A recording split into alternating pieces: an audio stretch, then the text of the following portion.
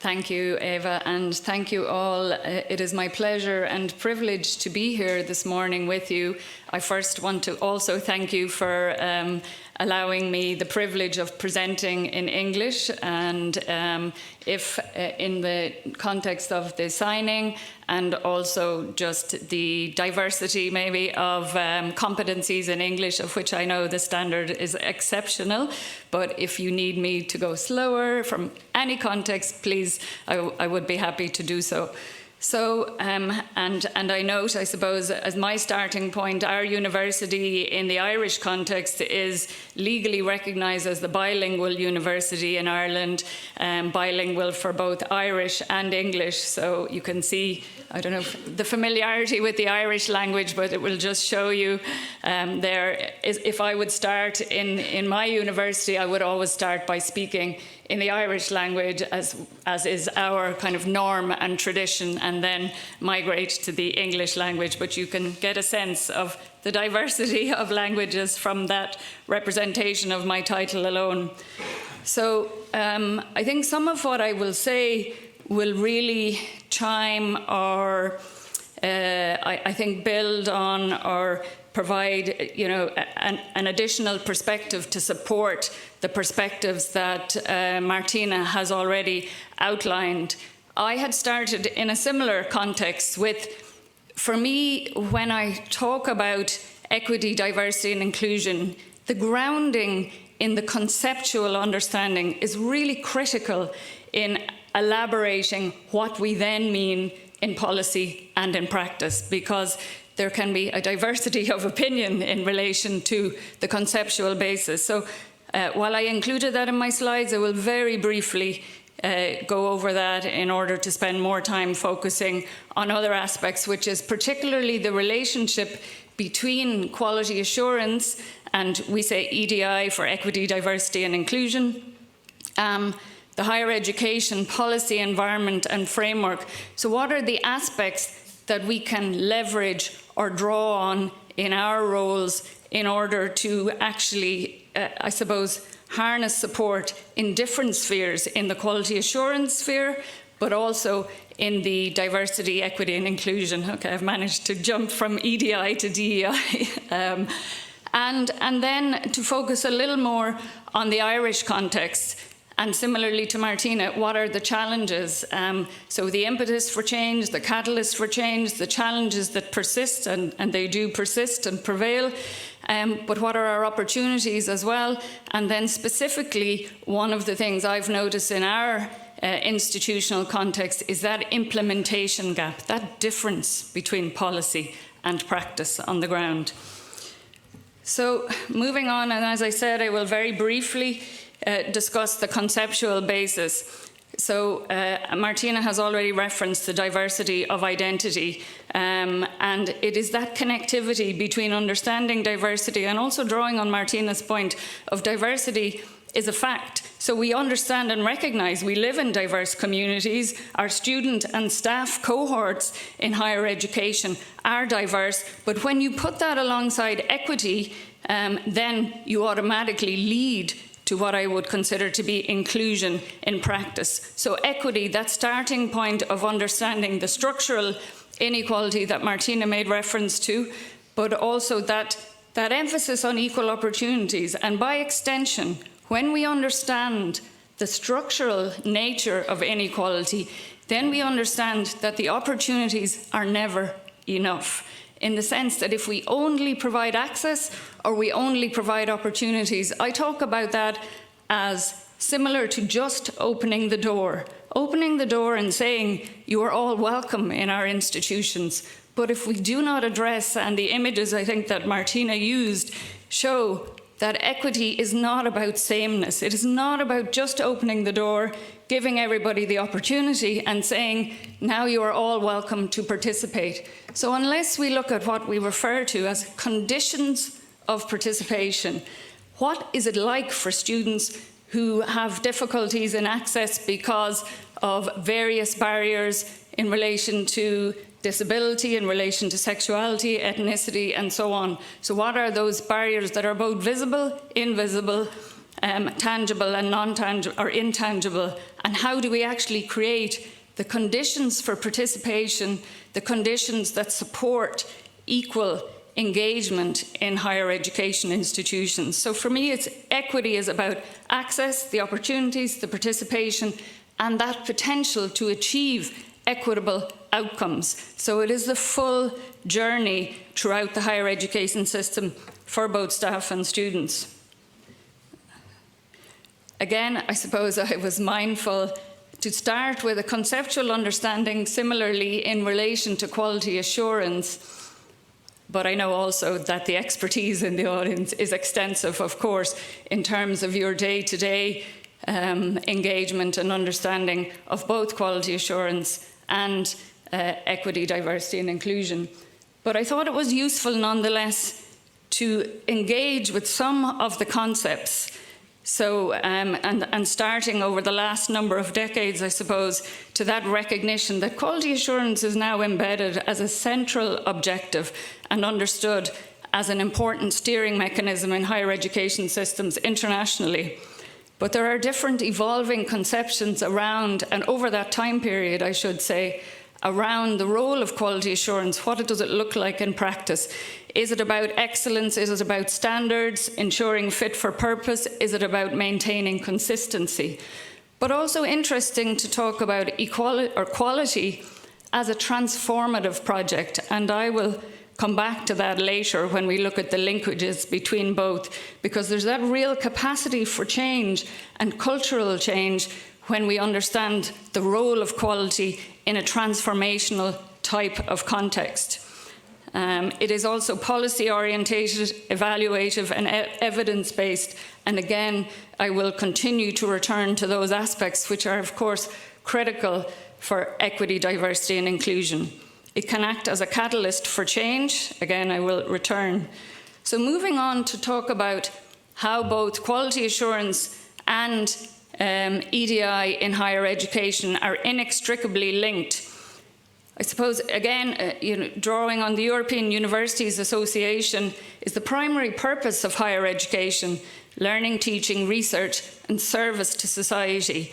So you can already see those ingredients of both quality assurance, but also that wider understanding of the societal context.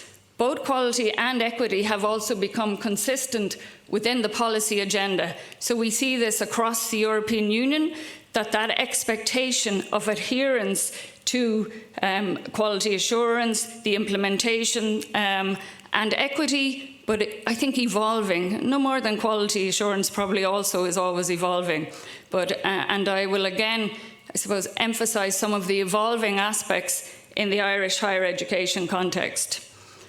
A precondition of excellence, which is interesting, both quality assurance and also equity, diversity and inclusion.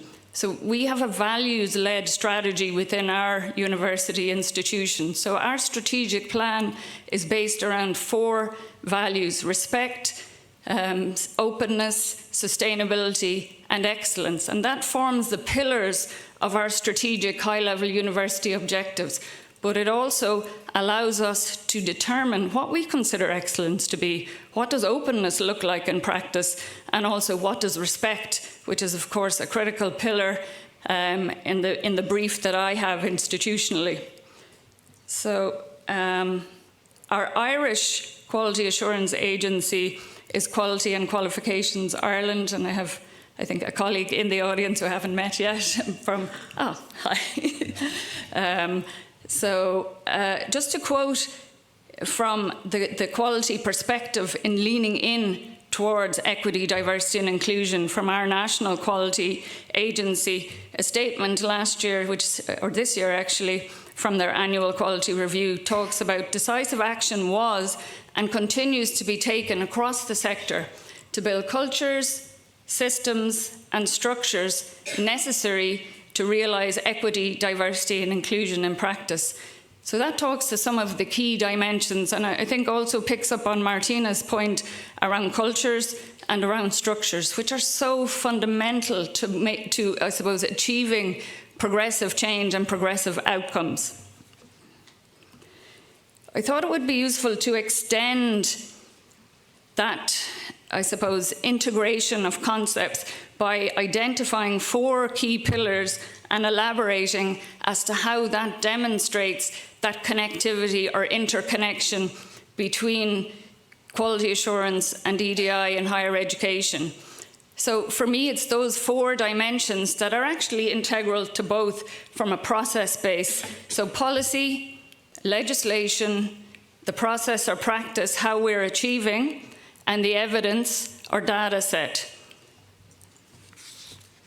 So in a European Union context, of course, there is a policy agenda that is actively promoting initially gender equity in higher education, gender equity in a wider societal context, but I think now on a wider context in the European Union, in November 2020, ministers of higher education across the European Union agreed a set of principles and guidelines which talk to 10 specific points around equity, diversity and inclusion, and are really significant in relation to the expectations that they place on higher education institutions to actively progress change and commitments to achieving equity, supporting diversity and inclusion in practice. So across the European Union context, you have that policy environment. I'm not going to reference all elements of it, some of which you will be very familiar with, and other aspects, I suppose, continue to evolve on an annual basis. Just last year, a report on equity and diversity and inclusion in higher education measured 37 different countries, so within the European Union and then across Europe and further afield, comparing and benchmarking. And again, this was to talk to Martina's point around benchmarking. When we look at the final pillar under evidence, it is so critical to be able to benchmark. And in our work, we sometimes use the success of other institutions to actually propel change within our institutions. And I think that's being strategic, but it also talks to maybe your point around communities of practice. So in an Irish context, in a similar environment as to here, I would expect to be in a room full of colleagues across the higher education sector who have that strong commitment, expertise and experience in shaping a progressive agenda, and how we can leverage that from each other and work collectively to create this community of practice, which I'm interested in theoretically and practically. So from a domestic context, of course, there is a significant policy infrastructure in higher education at national level. You have it in the Austrian context, referencing to your minister earlier, but also we have it in the Irish context. It is evolving, and you will see that as I continue to explore that further. Legislation, so for me, use your pillars, use your policy, use the legislative basis, but use that to platform your position and your agenda in terms of promoting a progressive quality and equity agenda. So I'm probably focusing more on the policy landscape for EDI, but I think it's my stronger comfort zone than QA, albeit I have worked very closely with our QA personnel in terms of progressing our agenda. From a legislative context then, of course, we have the human rights and equality legislation infrastructure across the European Union, various treaties, conventions, charters, etc. So how do we use those to our interests? And then again, in the Irish context, of course, similar as we enact some of those European treaties, conventions, and so on into law at domestic level. So for our process, I've talked about that, how you leverage. So it's that responsiveness to the policy environment, but not just responsive and not just reactive. It's also how we actually shape that policy environment. What it is we do in our research, in our national gatherings, in the national agencies as we try and shape part of their agenda. So it's very much an iterative process in that sometimes it's research-led from institutional level, sometimes it's research-led from our higher education authority, drawing on institutional research. So not just responsive, but also to be proactive And then the compliance mandate, I suppose, that does carve out a particular requirement, and that is the case both in relation to equity and in relation to quality. But one of the things I learned from engaging with our National Quality Agency was the importance of moving beyond that compliance agenda to a much more lived experience, where it becomes normalised, the expectation that we have in relation to quality and that we have in relation to equity. So that's the embedded, that you embed in behaviours, in expectation, in policy and practice, and that leads to behavioural norms.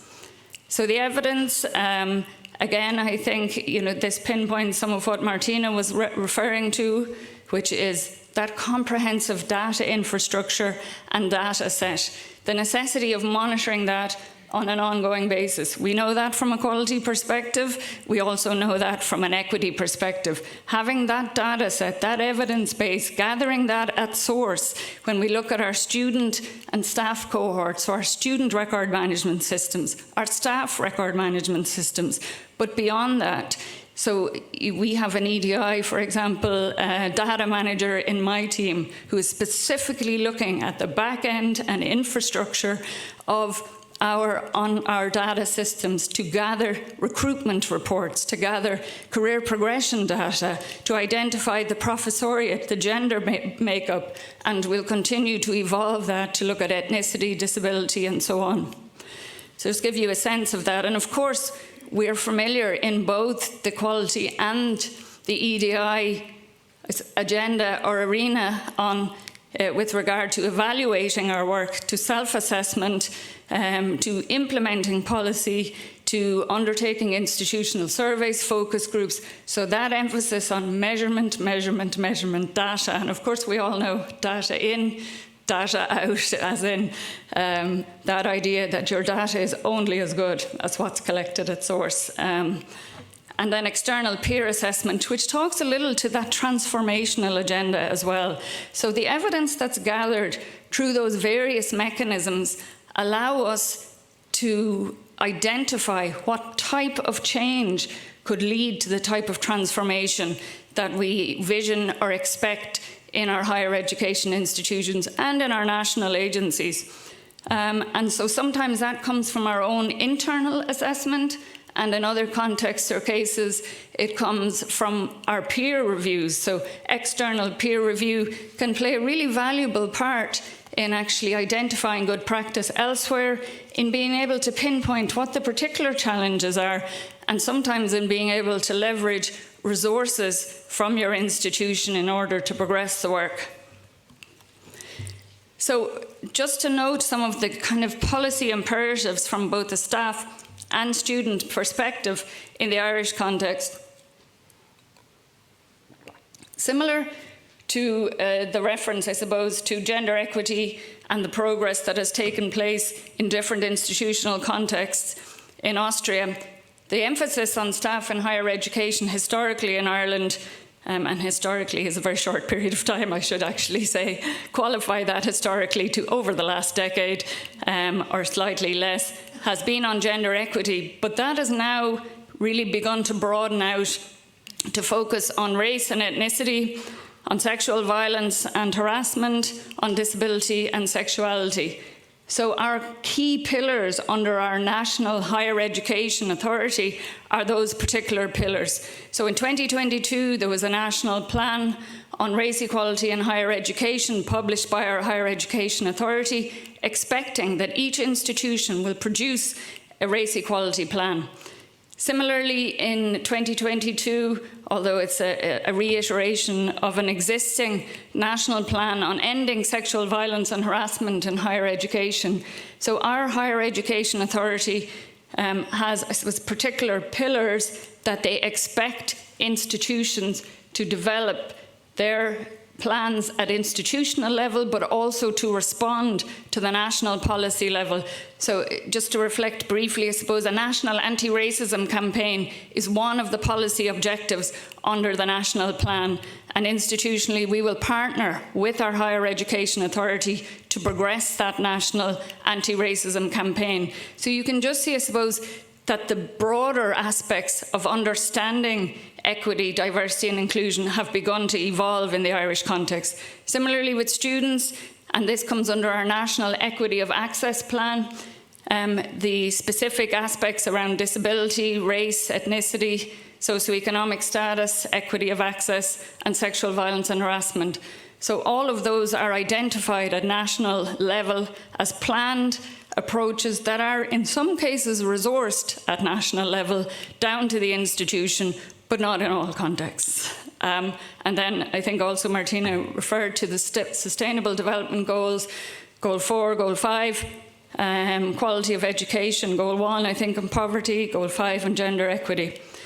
So quality similarly has principles of inclusivity, measurement, transparency, and I think for those working in quality assurance, for me, I suppose one of my starting points was around programme development and understanding the various quality aspects of developing degree programmes, benchmarking at different levels, your policy infrastructure around access, transfer and progression. So all of those qualities aspects that actually enable transfer from other institutions, access for underrepresented communities, talking particularly to some of those policy imperatives under the National Equity of Access Plan. And our Equity of Access Plan in the most recent iteration, which was earlier this year, has now named that it is not just about access, that it is about participation, engagement and outcomes. And I think it's really useful to see, that's again why you can see the importance of the conceptual basis, because it allows us to align what we're measuring to a different concept in terms of our expectation regarding outcomes. Our annual quality reviews, and the references that are on the slide come from our AQR, which is the combined report of all of the higher education institutions in Ireland. And just looking at this alone, you can see that there's reference to multiple aspects of EDI, and that's what we want to see more and more, that our quality assurance agency is noting good practice in different institutions, is talking about gender equity plans, about different aspects of equity, inclusive learning environments, strategies, and related initiatives, because that allows us to intertwine and align more closely. Legislation, I won't dwell on that, that's just the domestic Irish legislation, only to note that I think, Martina, you referred to 8 categories. Similarly, there are identified categories under our employment equity and equal status legislation, and similarly under our public sector equality and human rights duty. To just reflect on that evolving journey in higher education, this just gives you a sense of timeline and where we are. So I was even generous in saying a decade in the Irish context. So it's really 2016 at national level, under our Higher Education Authority, we had the first national review of gender inequality in Irish higher education institutions. And that report specifically identified categories where actions were required in relation to the categories there: leadership, governance, management, culture, recruitment, promotion, progression, and the necessity of having a gender equity action plan. It evolved further under our Higher Education Authority with Athena Swan, which I don't think is in practice in Ireland, but essentially that's an award for gender equity, akin to producing your gender equity plan, but then it's peer-reviewed or peer-assessed under Athena Swan Ireland, and then you're awarded a particular mark, whether it's bronze, silver. There is no gold institution in the Irish landscape as of yet, but only in this year have we had 2 awards at institutional level for silver. So that's showing the progression of the journey in terms of gender equity. Martina, you mentioned incentivisation as well, and so this is here, I think, a critical aspect of the equity journey in higher education in Ireland, is that the Higher Education Authority supported the implementation of Athena Swan, and our Athena Swan action plan is very much the equivalent of a gender equity action plan. In fact, we have both for complication for the European context and for the domestic context. They aligned the necessity of having that award, an Athena Swan award, at a minimum of bronze level, to being able to continue to receive national funding. So the imperative was there and the incentivization was there, that it actually was not, you know, something that was desirable. It was actually an essential aspect. And then at that point, we also had the establishment of the Centre for Excellence in Gender Equality under our National Higher Education Agency, the Higher Education Authority.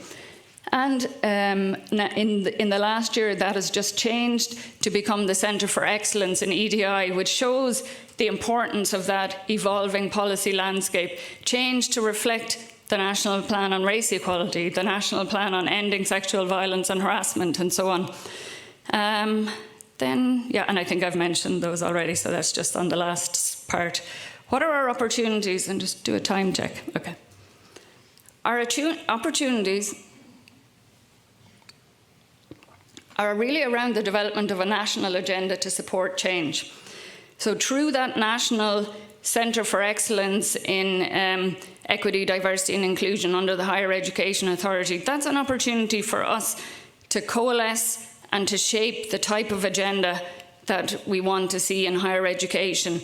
Working groups of that national committee have been really important and instrumental in driving change, so particularly around race equality. So an intersectionality working group is a subgroup of that national committee.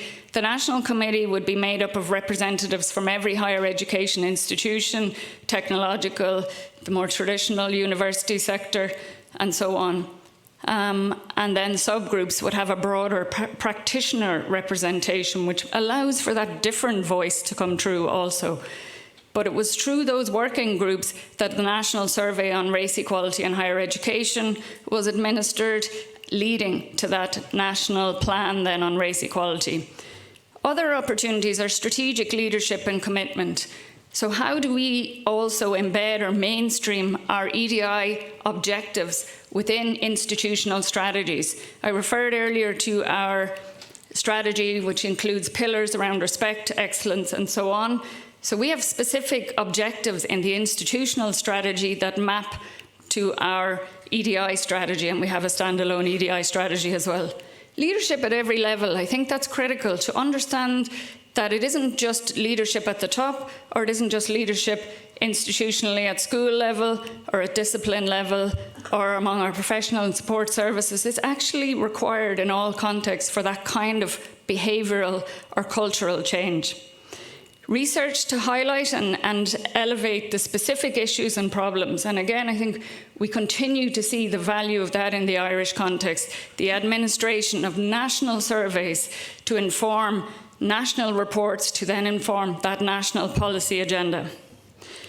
Another thing that we use is the equity impact assessment and policy formation. So many different sectors or sections or units within our institution are responsible for policy formation of relevance to their particular brief, but they are required to complete an assessment of impact from an equity perspective. Could this have a particular undue burden or unforeseen impact on cohorts of staff or students that had not been foreseen? So it's really measuring at the point of development.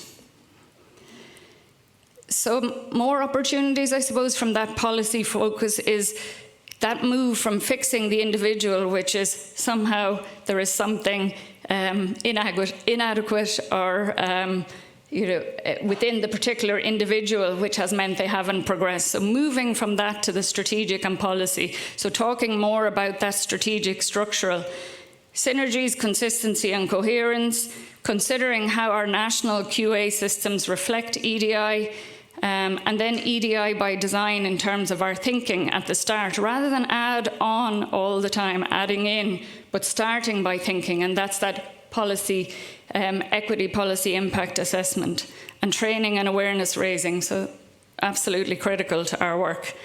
Of course, there are persistent challenges in terms of those structural, the equity with regard to conditions, responding to diversity as sameness and providing everybody with the same rather than actually understanding the need for different approaches.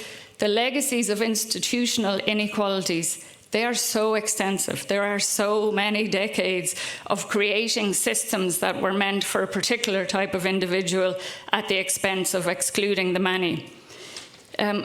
One of the reference points here, just to explain, so this is some of the categories in our national legislation, but I didn't refer to earlier our traveller community, which are a separate category under our 9 equity grounds in terms of protected groups.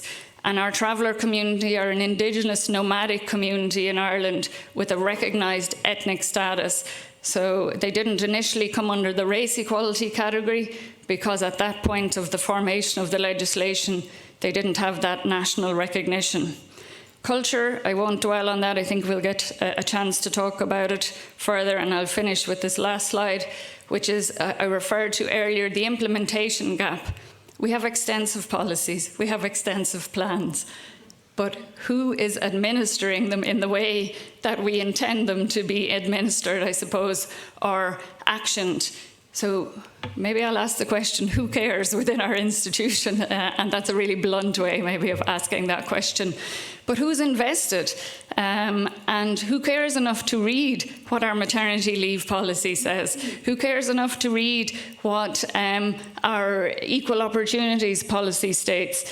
And that's really vital, that we move from that sense of having this real amazing machinery, if you like, for a way of describing infrastructure of policy, of actions, of objectives, of resourcing as well to support, to understanding that actually achieving the type of cultural change and the type of transformation that we have a vision for requires everybody to engage to some extent. Yes, you will have your champions, and you will have your resistors, and then you'll have those who haven't even thought about the resisting because they're so disengaged from your agenda. So it's that implementation gap. How do we actually carry forward that there is enough of a critical mass of supporters for the agenda to ensure effective implementation, where it becomes the norm to implement, but not to ignore or move around? And with that, I will finish. Thank you.